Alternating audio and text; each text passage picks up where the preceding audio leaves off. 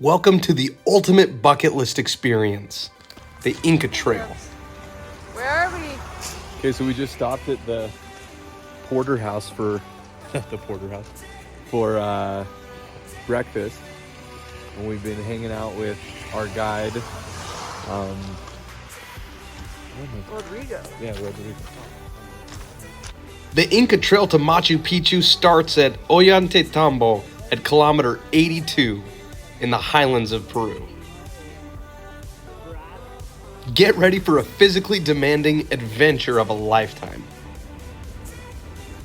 We're about to start our ascent and our hike on the Inca Trail.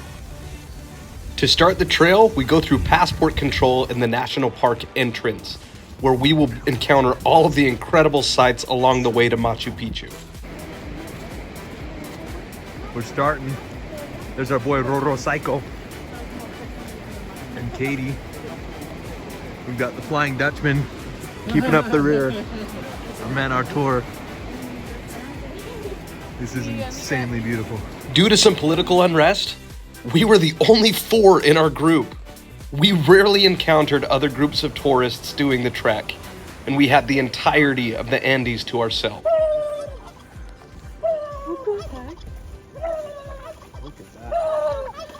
Turns out Peruvian turkeys speak the same as American, just with a little bit of a Spanish accent. Our guide found some small bugs whose blood actually makes traditional Inca warrior war paint. As you can see, I couldn't help myself.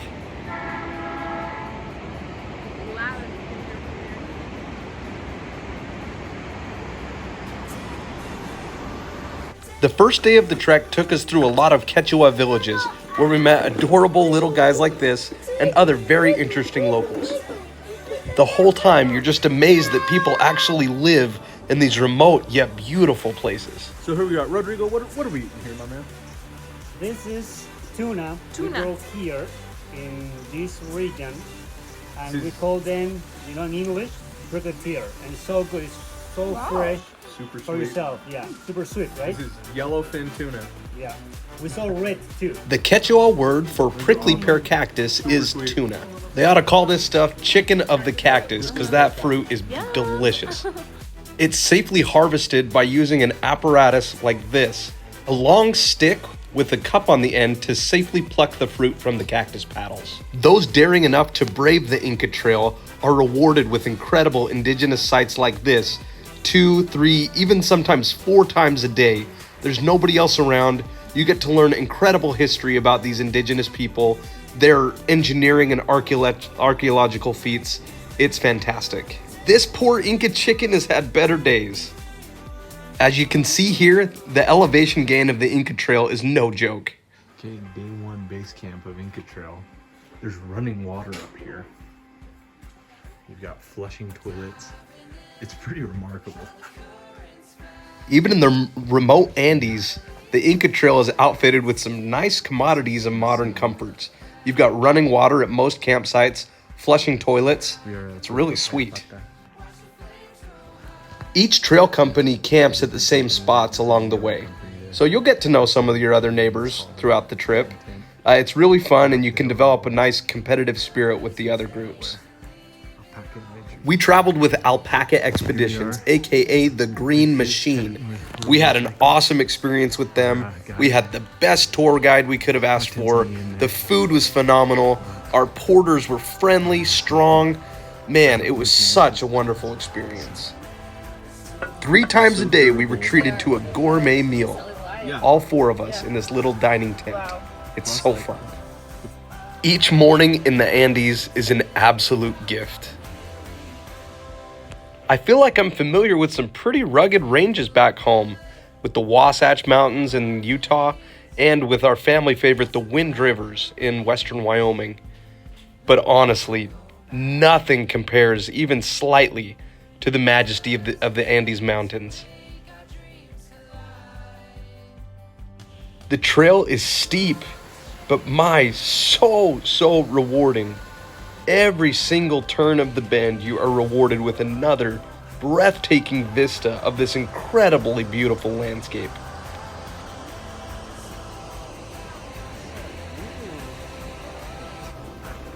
Pretty cool. Bien cool.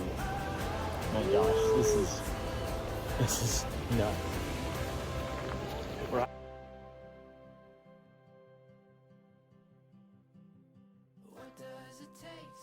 The steepest section of the trail is affectionately known as Dead Woman's Pass. Izzy and Katie were both determined to not give any credence to the name of the pass, so they smoked up the trail and left me in the dust. To do it within 3 days. 13,800. This is what it looks like. Woo! Woo! It's like probably 28 miles round trip. Yeah. So you hike in Munya tea 8-9 miles. helps with to digestion. And then you I'm push feeling to it. the summit, and then you come back down to Oh boy. so you drop your pack. This is we're going to Like you need the Dead summit Woman's in Pass. the morning, like before you leave, 'cause you got there. Passion fruit, or maracuya, is a popular fruit with Peruvians. break. Passion fruit. Weird. To like slurp it out. Yeah. Do all these seeds. Kind of funny. It's pretty good though. Okay, Dubs, where are we? On top of the Andes, man. Top of the Andes. We're coming down Dead Woman's Pass. Susan in our group, she didn't make it. Just kidding. It's named that way because the mountain like looks like a woman lying down. Yeah, just having a little built break here at about 13,800 feet. You trying? Oh yeah, what flavor is that? What we got here? This is coconut chocolate granola. Chocolate coconut granola. Oh wow. He's doing the trick. Built Bars fuel our adventures. Use promo code WIZZY at checkout and get 10% off your next online order. Whether it's Built Bars or Herman's cooking, the food on the Inca Trail is nothing short of gourmet. Out of all of the ancient sites we visited, this was our favorite, and I think you'll be able to see why.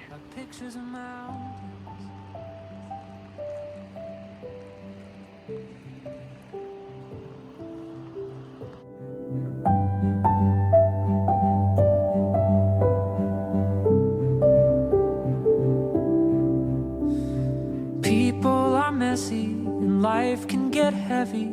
It's easier to keep it online. Buena suerte. Against my better judgment, I traded packs with one of our porters for a short while. The strap is. These guys are incredibly strong, and I can't believe that they made the entire trek with these things on their back. How does it feel? How heavy? Nobody's holding your hand. Yeah, that's Like singing duets as a solo. Our incredible team of porters carried our entire camp from place to place each day. It's almost as if I've been almost tasted the food, almost breathing the air. But nobody's heart from that feeling. Quechua folk are built differently. My legs were like spaghetti underneath me. This thing was so heavy. Gringo porter. Oh my gosh. This is too funny. None of these guys roll with trekking poles. I can't believe they don't pitch over the mountainside or fall down. So why do I still feel so alone? And the stairs are incredibly steep. Imagine walking up and down these things with those packs on.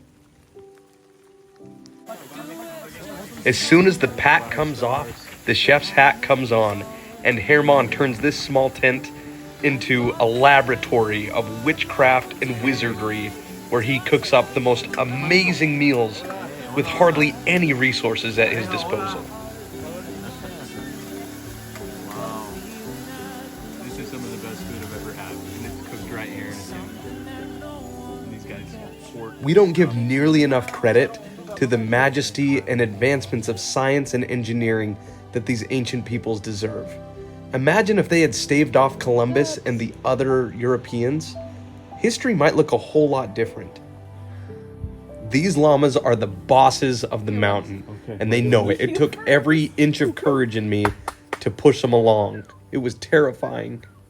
Why are you Nice job. The night before our entrance into Machu Picchu, we were treated with a baked cake and our usual popcorn snack.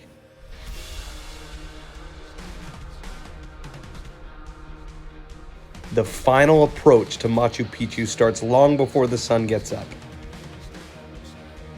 Machu Picchu was the most holy city for the Inca civilization. Only the royals and the nobility were allowed to walk the Inca Trail from Cuzco all the way out to Machu Picchu. It was to be a spiritual and a cleansing experience, preparing them to enter the holy city on the day of summer solstice. Our own miniature version of that same pilgrimage provided us with kind of a spiritual experience as well. We learned that we're capable of doing really difficult, physically demanding things, and that the most beautiful things in life are rarely easily obtained.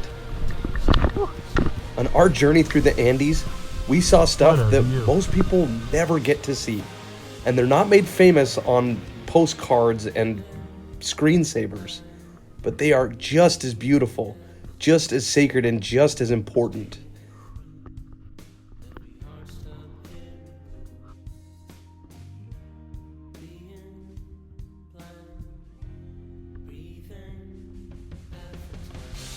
As we finally made it to Machu Picchu, we waited for a break in the clouds to take our iconic photo.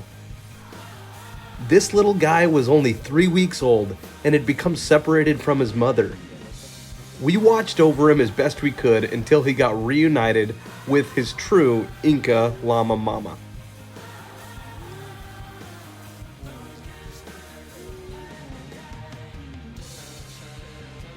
The citadel of Machu Picchu is just as incredible and beautiful as everything you have ever heard about it. However, not being the only people at this site did lose some of the magic for us. It was still incredible, but it was a different experience being with everybody else that just arrived on the tour buses and the trains from town. With every other site along the Inca Trail, we had earned it through perspiration, determination, and more often than not, in my case, desperation. We needed to give ourselves one more final earned challenge. That's Manchu Picchu right there. That's gonna be steep. And steep it was, but we were veterans. Heck, we'd been over Dead Woman's Pass. We got this.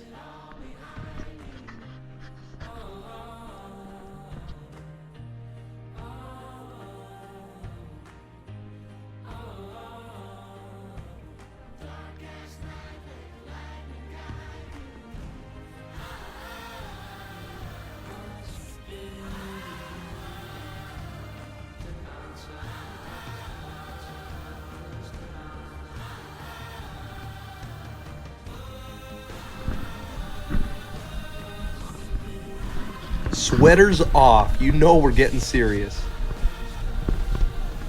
Every Indiana Jones cable stairway to the top always has a good ending.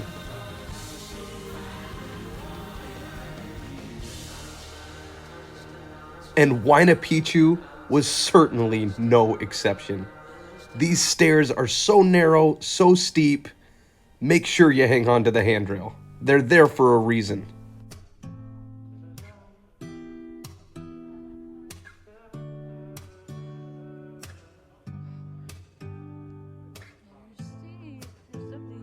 Making it to the top is certainly worth it. It's funny how Pachamama has a way of having the clouds part and revealing the perfect photo opportunity when you need it. You know, the movies never show it, but Indiana Jones has to get down sometimes from these crazy places.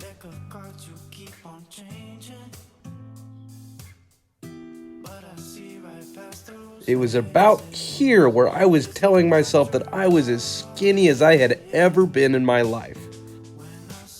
The Inca Trail was hands down the coolest thing that we had done on our voyage to date.